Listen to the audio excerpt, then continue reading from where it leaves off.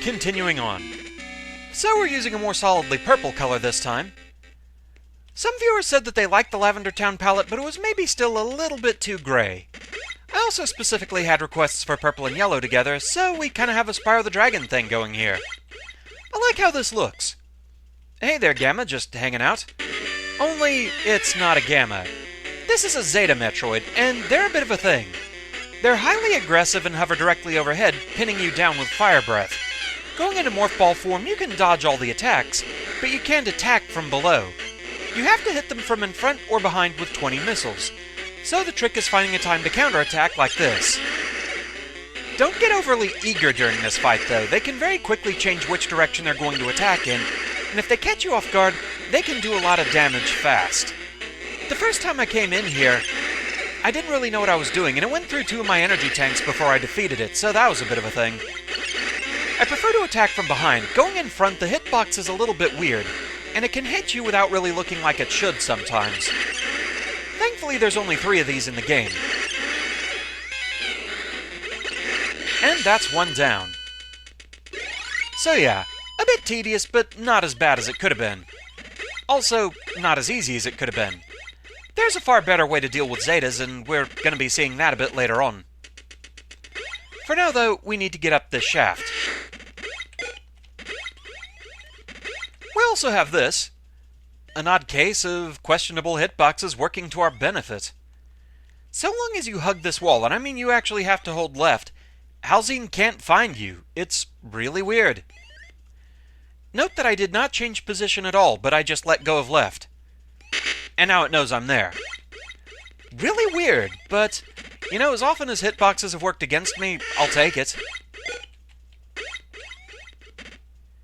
You saw nothing.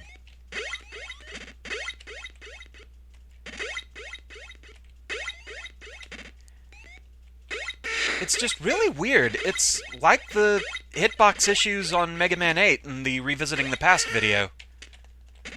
Oh, tiny platforms. But anyway, we need to go this way now. This sector really likes these spike-lined hallways.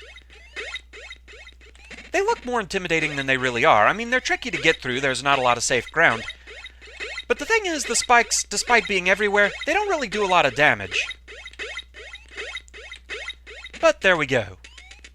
So, just gonna take a moment here to give myself some breathing room. Because we're gonna fight a Gamma for real now.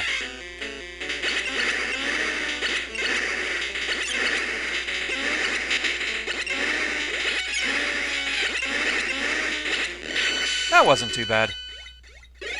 So back we go. But yeah, as you can see, there's not a lot of safe ground to rely on here. It's possible to get through this way, but it's still pretty tight.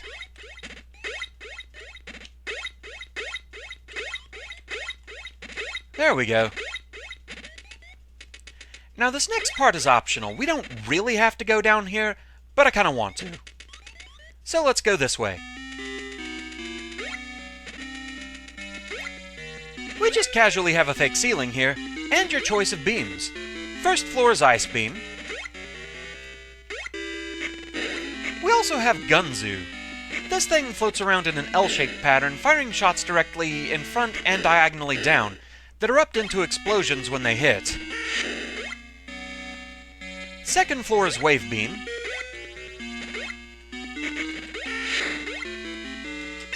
Third floor is the one I want. Because we didn't really do much with the Spacer Beam, so let's carry this around for a bit.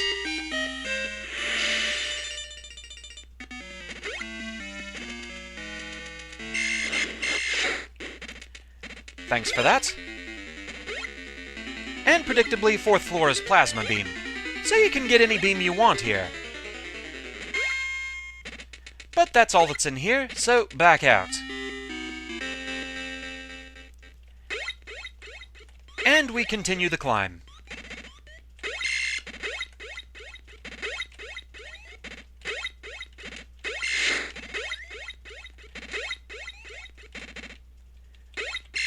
We have a bit of a trek ahead of us.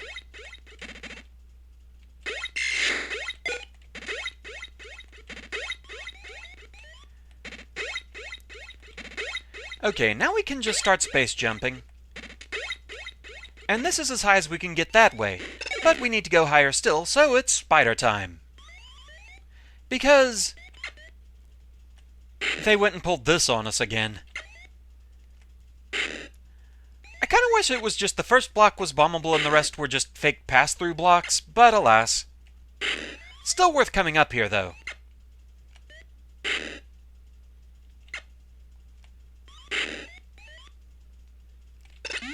We get a missile pack and an energy tank. So, not bad. Time to bomb our way back down.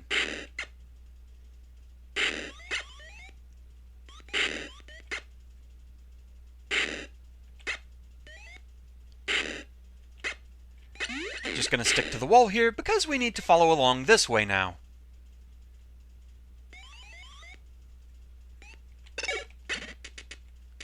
And another spike corridor. Thankfully a short one, though.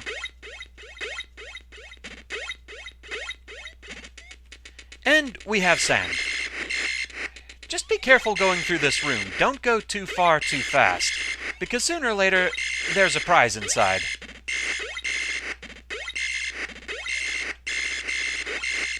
So give myself a little breathing room, and it's a gamma.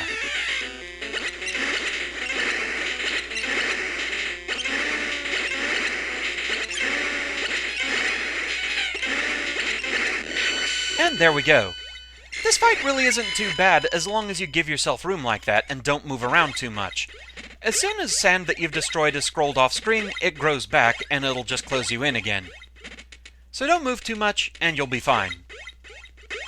So now back over here. We have a Metroid shell that we can't go down through to get that E-Tank. And we have another new enemy, Ramelkin. They're guarded from all sides but directly below, which makes fighting them kinda awkward unless you have the wave beam. And speaking of awkward, complete and total darkness. You can kinda feel your way around with bombs. Like leaving a trail, you can tell you're at least moving, and we get a missile pack.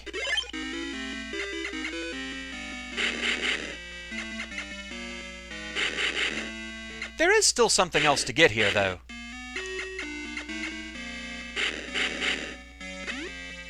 Once you hit the wall, go spider form and just follow it. And there's that pesky E-Tank. Only one problem. It's completely useless to us. You can only have a max of 5 energy tanks. The last one does not count, it's just a spare. It will refill your health, though, if you need it. But hey, it's a collectible and we got it. So now we need to hug this wall.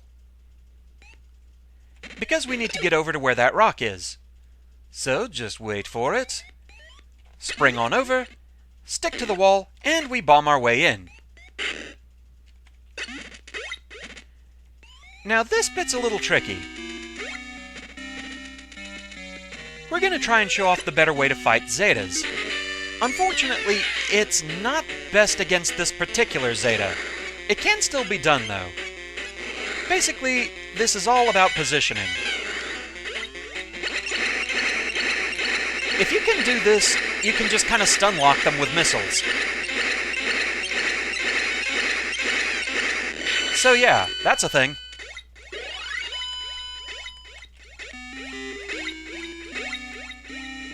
So, let's go up here. Yeah, Zetas, they're kind of all about positioning. So if you can stun lock them like that, they're kind of a joke.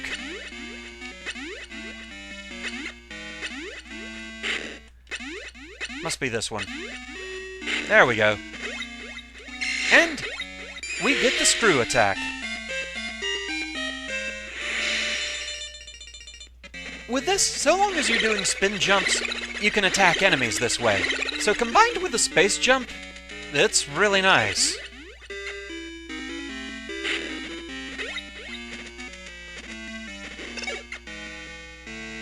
So back down we go. We're done in here.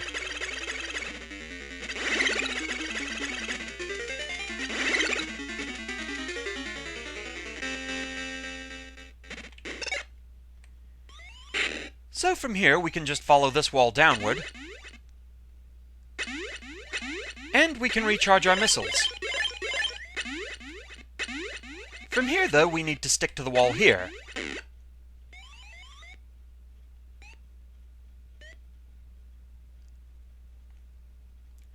Mind that one pincher fly there.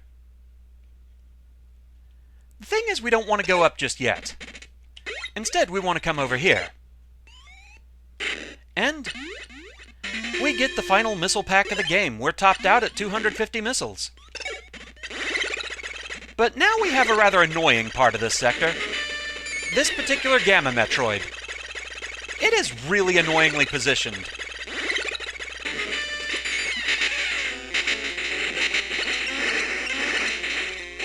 You're probably going to face tank a lot of damage fighting this thing.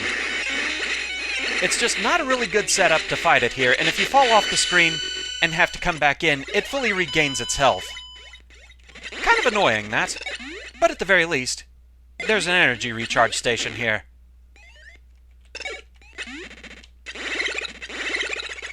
So back down we go.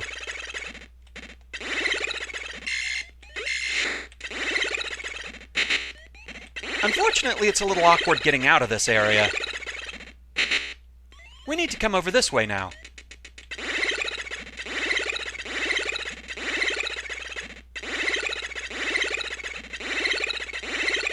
Just make our way over here, through yet another spike corridor.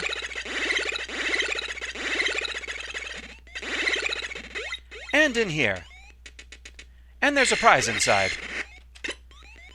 Also, a really well-positioned prize inside.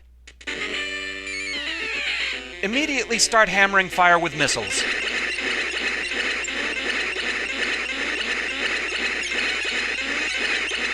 And that's how you handle a Zeta.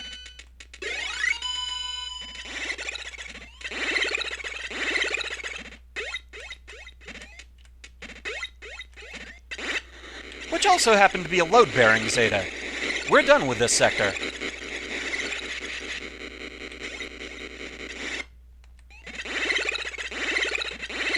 One thing, though, it's going to be a while before we find another save point. So, I'm actually going to slightly backtrack. Blindfalls, a little more gardening work, and we're just going to go back up here to the save point here. Otherwise, like I said, it's going to be a while before we find another one. So, I'd just as soon call a refreshing pause right here. Back in a moment.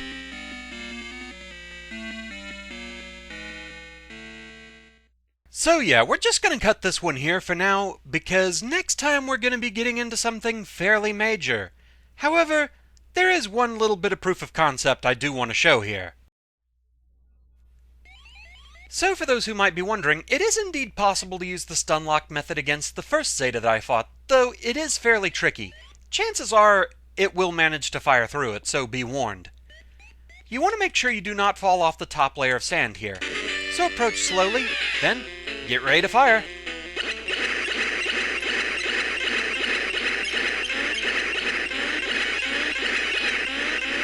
And there we go. So yeah, it is possible.